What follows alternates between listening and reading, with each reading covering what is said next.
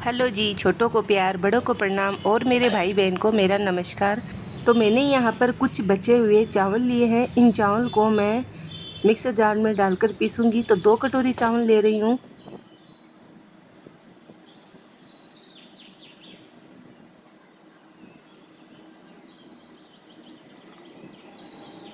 Mixer jar में 2 कटोरी चावल भरकर डाल दिए हैं। अब 1 कटोरी इसमें दही डाल दूँगी।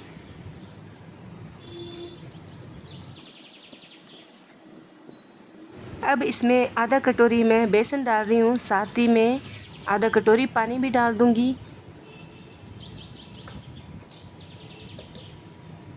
अब हम इसको दरदरा पीस लेंगे।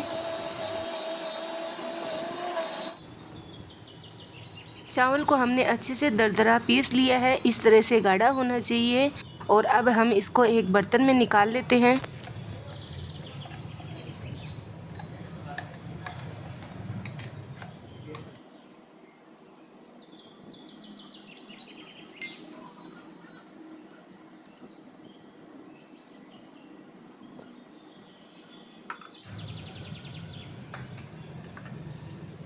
अब इसमें बारीक वाली सूजी भी डाल देंगे, 2 चम्मच।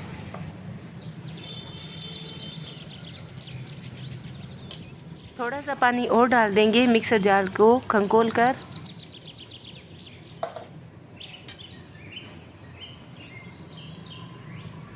अब हम सभी को अच्छे से मिक्स कर लेंगे।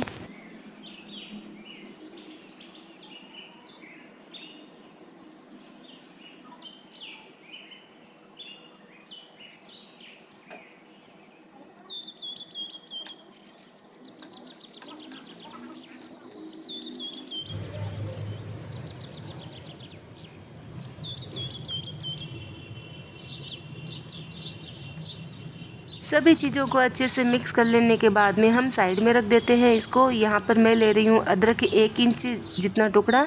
इसके मैंने टुकड़े कर लिए थे छोटे छोटे। और 2 ले रही हूँ हरी मिर्च। इन दोनों को हम अच्छे से कूट लेते हैं ओखली में।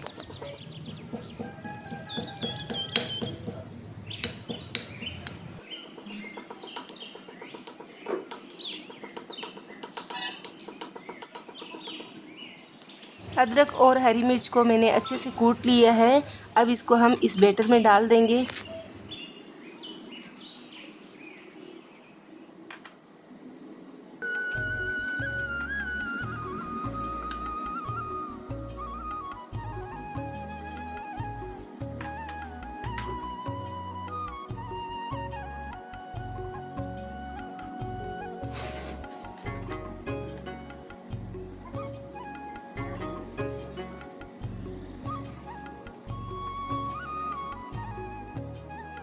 हरी मिर्च और अदरक को अच्छे से इसमें मिक्स कर दिया है। अब इस तरह से दिख रहा है हमारा बैटर। तो 10 मिनट के लिए रेस्ट पर रख देते हैं साइड में।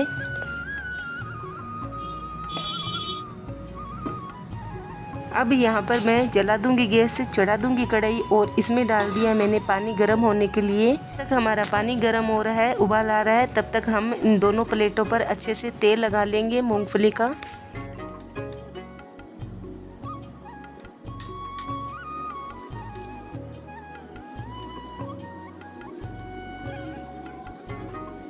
दोनों प्लेटों पर अच्छे से मैंने तेल ग्रीस कर दिया है। अब इसको साइड में रख देते हैं। और यहाँ पर हमारा जो बैटर है इसमें डाल देंगे हम आधा चम्मच साबुत जीरा, काला नमक आधा चम्मच इसमें चिली फ्लेक्स डाल देंगे। साथ ही में डाल देंगे थोड़ा सा 1 पिंच जितना हींग। और डाल देंगे इसमें हम 2 पिंच जितना मीठा सोडा। सबको डालने के बाद में अच्छे से मिक्स कर लेंगे। बैटर हमारा थोड़ा सा गाढ़ा होना चाहिए, पतला बिल्कुल भी नहीं होना चाहिए। तो ये हमारा जो बैटर है अच्छे से गाढ़ा है। और इसको हम इस तरह से घुमाएंगे तो और भी अच्छे से फर्मेंट हो जाएगा। तो चलिए, अब हमारा इधर कढ़ाई में जो पानी है वो भी गर्म हो चुका है। और हम इन दोनों प्लेटों में इसको डाल देते हैं।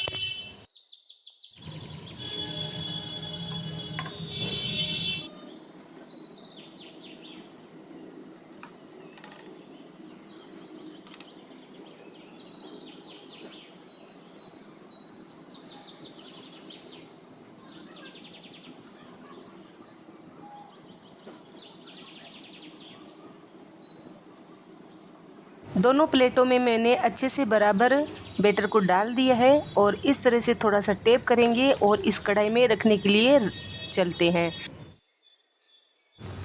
कढ़ाई में बहुत ही अच्छा उबाल आया है पानी में और मैंने इसमें एक नींबू काट कर डाला था, जो मेरे पास सूखा पड़ा था नींबू वही डाला है। और इन प्लेटों को हम इस तरह से धीरे से रख देंगे केयरफुली से। अब साथ ही में हम इसमें डाल देंगे थोड़ा सा लाल मिर्च पाउडर। आपके पास धनिया पाउडर, जीरा पाउडर या फिर लाल मिर्च पाउडर कोई भी इच्छा हो आप इसमें डाल सकते हो। दूसरी वाली प्लेट भी इसी तरह से हम रख देंगे इसमें। इस पर भी लाल मिर्च पाउडर थोड़ा सा ऊपर डाल देंगे। अब इसके ऊपर हम ढक्कन लगा कर रख देते हैं 10 से 12 मिनट के लिए तेज़ आंच पर। अब यहाँ पर इसके साथ में खाने के लिए मैं चटनी बना रही हूँ, तो उसके लिए मैंने 3 चम्मच मूंगफली के दाने लिए हैं, 2 चम्मच चना दाल लिए है, 1 चम्मच उड़द दाल ली है। इनको हम अच्छे से सेक लेंगे धीमी आंच में।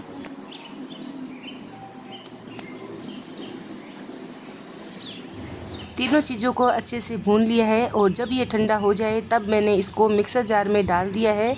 इसी के साथ में मैं डाल दूंगी मीठे नीम की पत्तियाँ यानी कि कड़ी पत्ते, साथ में डाल दूंगी 1 हरी मिर्च और डाल देंगे इसमें 3 चम्मच डेसिकेटेड नारियल। टेस्ट के अनुसार नमक डाल देंगे और नमक डालने के बाद में हम इसमें पानी डालकर इसको अच्छे से पीस लेंगे। अगर इसके साथ में आपको लहसुन पसंद है तो 2-3 कलियां लहसुन की भी डालकर पीस सकते हो। ये चटनी मैंने बिना लहसुन की बनाई है और इसमें मैं तड़का भी नहीं लगाऊंगी। हमें ये चटनी सिंपल अच्छी लगती है बहुत ही ज़्यादा।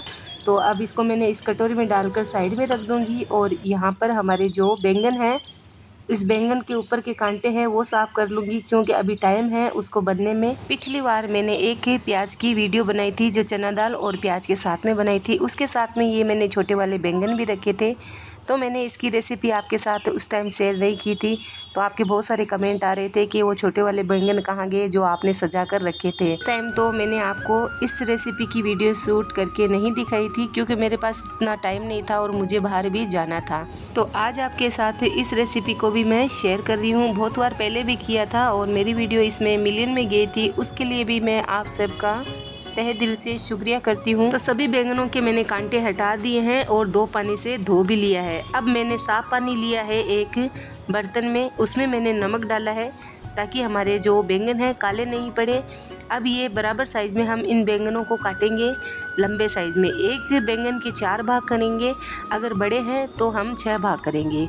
अब इस बैंगन को काट कर जो बीच में डंठल रहता है ऊपर की साइज़ में, वो डंठल हटा देंगे। आपको पसंद है तो रख सकते हो और नहीं पसंद है तो इनको हटा भी सकते हो। एक बैंगन के मैंने 4 भाग किए हैं और बड़ा बैंगन है तो मैंने इसका 6 भाग किया है, क्योंकि बराबर साइज़ में कटने से क्या होता है ना, बैंगन हमारे बराबर साइज़ में सीजेंगे, नहीं तो कुछ पक जाते हैं और कुछ थोड़े से कच्चे रह जाते हैं। सभी बैंगन को मैं इस तरह से ही काटूंगी और ऊपर के डंठल हटाते जाऊंगी। साथ ही मैं एक बात बता देती हूँ, हमारे यहाँ बैंगन जो नहीं लेकर आते हैं ना सुबह सुबह, उन बैंगनों में एक में भी कीड़ा बिल्कुल भी नहीं निकलता है। ये जो कांटे वाले बैंगन है ये हमारे राजस्थान में इसकी उगाई होती है और यहाँ पर ये जो बैंगन है बहुत ही टेस्टी बनते हैं। ज़्यादातर राजस्थान में ये बैंगन है छोटे वाले यही खाते हैं, कांटे वाले ये खटूमरे भी बहुत ज़्यादा बनते हैं। मैंने सभी बैंगन को काट लिया है और इनको साइड में रख दिया है। यहाँ पर मैंने 2 बारीक प्याज भी काट कर लिए हैं और 2 टमाटर भी काट लेंगे। और अगर आपको इसमें टमाटर पसंद नहीं है तो स्किप भी कर सकते हो। अब इन बैंगनों को हम इस थाली में निकाल लेंगे।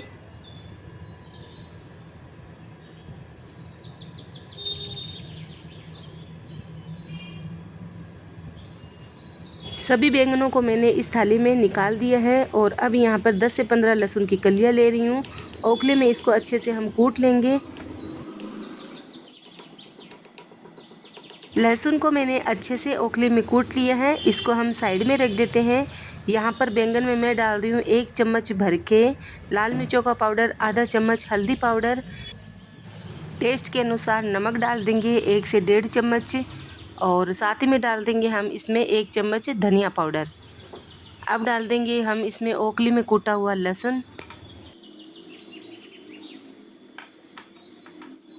थोड़ा सा इसमें 2-3 चम्मच छोटी वाली मूंगफली का तेल डाल देंगे, आधा चम्मच जीरे का पाउडर और अब हम इन सबको अच्छे से मिक्स कर लेंगे। इन बैंगनों पर हम सभी मसालों को अच्छे से लगा देंगे।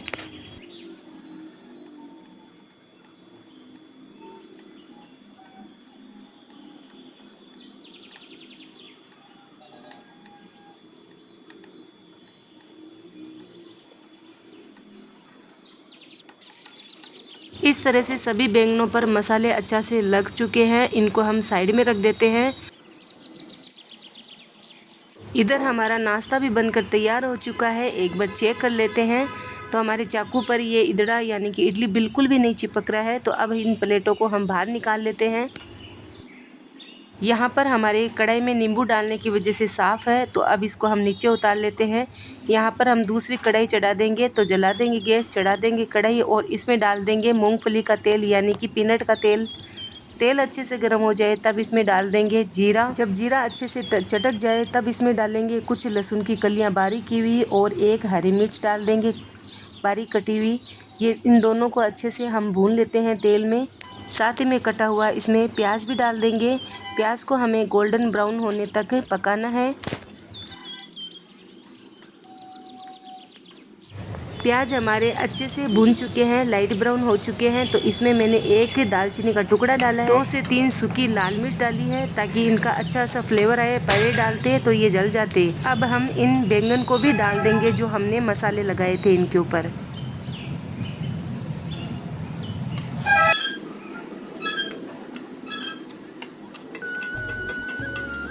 सभी बैंगन को मैंने डाल दिया है और मसाला भी डाल दिया है इसी के साथ में जो थाली में बचा हुआ था। अब इनको हम तेज़ आंच में 3 से 4 मिनट इसी तरह से चलाते हुए पकाएंगे और इनका जो मसाला है वो भी भूनेंगे। इन बैंगनों को जितना आप अच्छे से भूनोगे उतना ही इन बैंगनों का अच्छा कलर आएगा और खाने में भी बहुत ज़्यादा अच्छे और खटूमरे बनेंगे।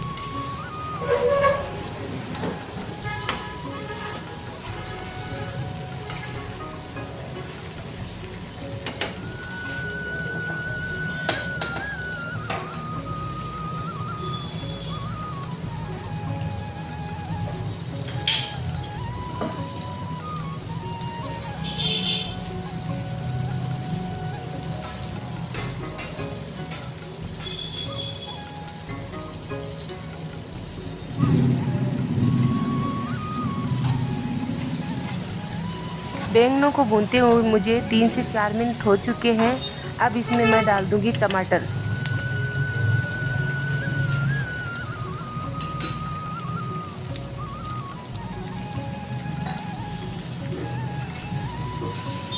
टमाटर को भी हम अच्छे से भूनेंगे। पहले हम इनको डाल देते टमाटर को तो हमारा जो मसाला है वो नहीं भुन जाता। तो मैंने अभी डाला है ताकि मसाले भी भुन चुके हैं और ये टमाटर भी अब अच्छे से भुन जाए।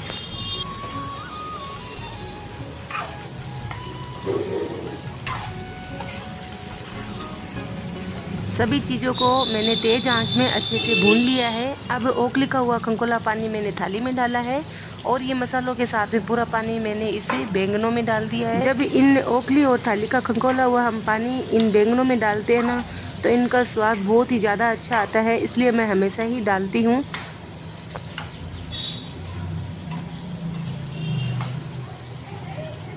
पानी डाल देने के बाद में सभी चीज़ों को अच्छे से मिक्स कर दिया है। अब हम इसके ऊपर ढक्कन लगा कर रख देते हैं 5 से 6 मिनट के लिए धीमी आंच में।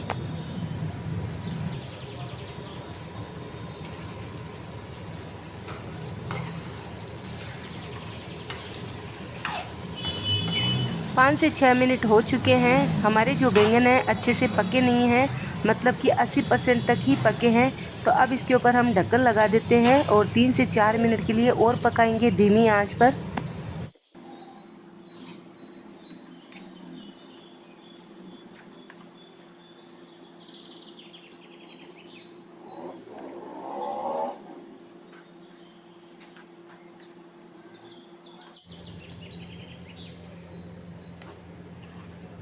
बैंगन हमारे अच्छे से पक चुके हैं और ज़्यादा इससे ज़्यादा पकाओगे तो ये बिल्कुल भी टेस्ट खो देंगे अपना। इससे ज़्यादा बिल्कुल भी नहीं पकाना है। जब बैंगन आपको खड़े खड़े थोड़े से दिखे ना तभी बैंगनों का टेस्ट आता है। तो इनको मैं आपको इस तरह से पेश कर भी दिखा रही हूँ बैंगन हमारे कितने अच्छे से पक चुके हैं। इन बैंगनों को आप चावल के साथ, पूड़ी के साथ, परांठे के साथ या फिर बाजरे की रोटी के साथ में खाओ, मज़ा ही आ जाएगा। तो अब इनको हम नीचे उतार देते हैं कढ़ाई को ढक्कन लगाकर। यहाँ पर हमारे जो इदड़ा यानी कि इडली है ये भी ठंडी हो चुकी है। अब इसको हम काट लेते हैं।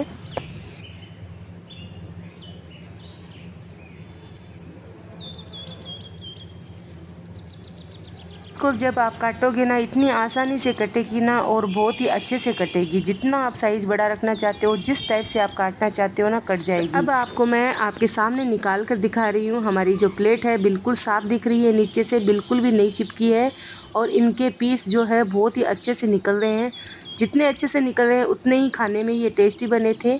तो सभी को मैं इसी तरह से निकालूंगी। दूसरी वाली प्लेट को भी मैंने इसी तरह से निकाल लिया था। आप देख सकते हो कितने सॉफ्ट और कितने स्पंजी बने हैं। चलिए इसके ऊपर भी हम तड़का लगा देते हैं। यहाँ पर तेल गरम हो चुका है तो इसमें डाल रही हूँ मैं राई। राई हमारी जब अच्छे से चटक जाए तब इसमें डालेंगे हम 1 चम्मच भर के तिल।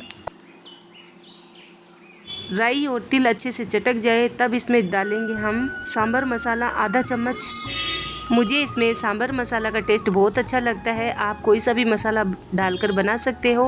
अब मैंने इन इडली को भी डाल दिया है और इनको हम अच्छे से 2 मिनट के लिए सभी में मिक्स कर लेंगे। मसाला अच्छे से मिक्स कर लेंगे। तिल और राई जो है सभी एक एक पीस पर अच्छे से लग जाए तब तक हम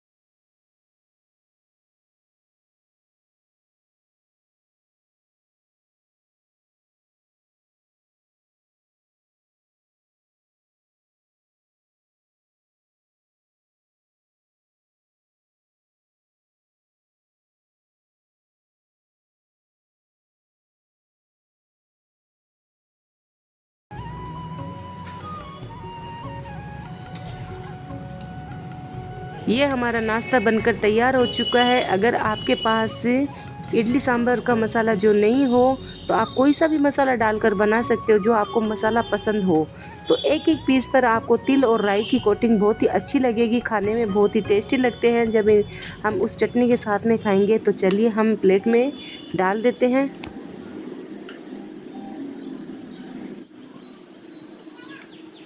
तो चलिए हमारे नाश्ते की प्लेट जो है बनकर तैयार हो गई है बच्चों की। आप इसको दही के साथ में भी खा सकते हो, टमाटो केचप के साथ में खा सकते हो या इमली की चटनी के साथ में भी खा सकते हो। ये सब के साथ में बहुत ही अच्छी लगेगी। हमारे घर में ज़्यादातर नारियल की चटनी बहुत पसंद करते हैं तो मैं हर बार इसके साथ में टमाटर या फिर नारियल की चटनी बनाती हूँ। आप किसके साथ में खाना पसंद करते हो तो ज़रूर कमेंट करके बताइएगा। ये नाश्ता करने के बाद में मैं अपने दोनों बेटों के साथ में कोचिंग गई थी। वहाँ पे उनके जो टीचर हैं उनके साथ मेरी मीटिंग थी। वहाँ से आने के बाद में यहाँ पर मैंने गेहूं की रोटियाँ भी बनाना चालू कर दिया है। बच्चों के कोचिंग सेंटर है जो हमारे घर से 7 से 8 किलोमीटर दूर है, तो आने जाने में थोड़ा टाइम लग जाता है। इसीलिए हमने नाश्ता बनाकर खाकर गए थे और हमारे परिवार में जिनको नाश्ता नहीं करना था उन्होंने भी खा लिया था, क्योंकि उनको भी बहुत ही ज़्यादा अच्छे लगे थे, टेस्टी लगे थे। एक बार आप भी ज़रूर बनाकर खाइएगा, बहुत ही अच्छी लगेंगे, टेस्टी लगेंगे।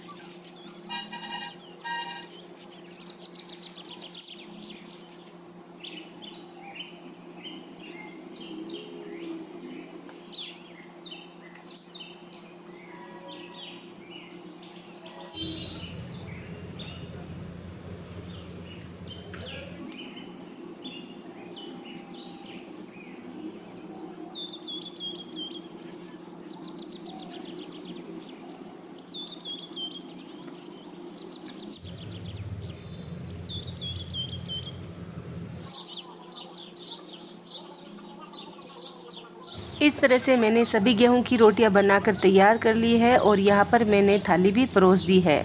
इस बैंगन की सब्जी को आप बिना मसालों के यानी कि बिना गरम मसालों के बनाकर खाइएगा, बहुत ही अच्छी, सिंपल और बहुत ही टेस्टी लगेगी। एक बार आपने इस तरह से सब्ज़ी बना लेना तो सच बता रही हूँ, आप दोबारा इस तरह से नहीं, हर बार इसी तरह से बनाओगे। तो अगर आपको मेरा खाना बनाने का तरीका और खाना दोनों ही पसंद आए तो आप ही अपनी फैमिली के लिए इस तरह का खाना बनाइए, खुद खाइए, उनको खिलाइए और इन्जॉय कीजिए। मिलते हैं अगले वीडियो में।